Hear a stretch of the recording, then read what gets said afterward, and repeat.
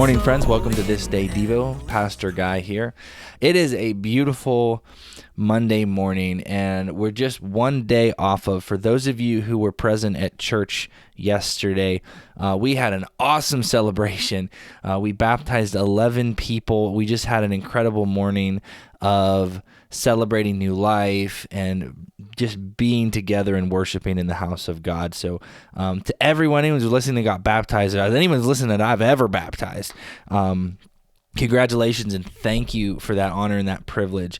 And so we just love that we are seeing the Spirit of God moving at One Life, and because when the Spirit of God moves, lives are changed, and it's just so powerful and so beautiful. And it's what the gospel does when Christ awakens a new heart. And so part of, as a small portion of the service yesterday, one of the things I talked about was the light, and how by getting in the baptism waters, these people are they're not hiding their light. They're not covering their light. This little light of mine, I'm going to let it shine. They let it shine in the baptism waters. And now today, as we continue in the devotion, we read Luke chapter 11, verse 14 through the end of 14, which would be 54.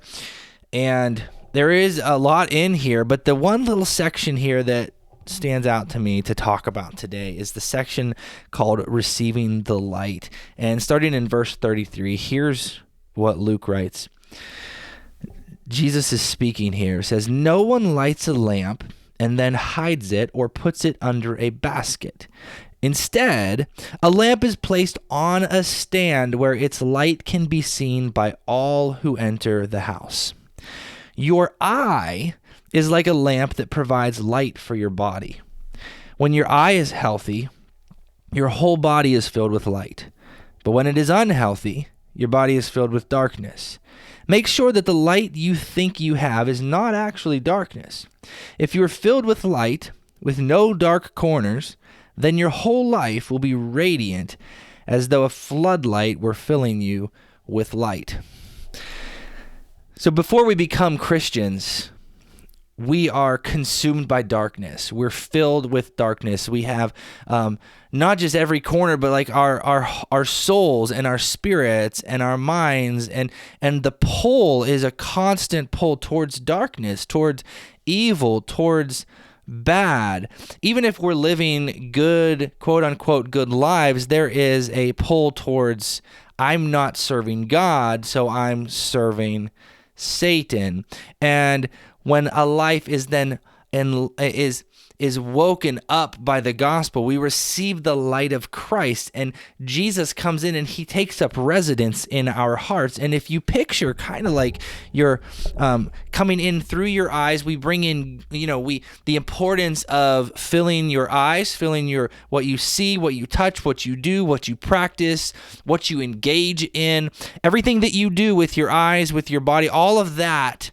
We want this to be Christ-centered. We want this to be holy. We want this to be of God. We want this to be good, not evil. And so we intentionally make sure that we're only receiving, as best as we can control, things that are of the light, that are of God, the good things coming in through the good eye.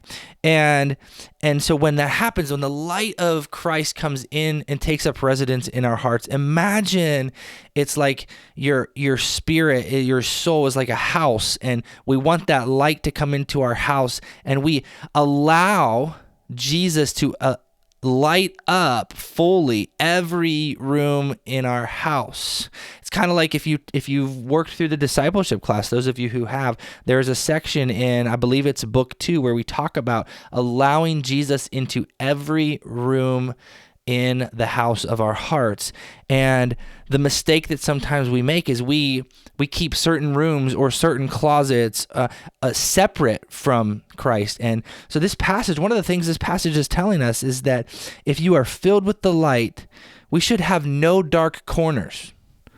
Instead, our whole life needs to be filled and radiate the light of Christ. So together, as we follow Jesus, we want to live lives where we are filled with the Spirit of God, filled with the light of Christ, illuminated in our hearts so that we can live lives that radiate the life and the light of Jesus everywhere that we go. And to do that, we must receive the light as we receive Christ, and then maintain that by remaining in Christ, staying in Him, and allowing Him to make sure, by His grace, by His power, surrendering every room and every corner of our hearts, of our lives, to Him.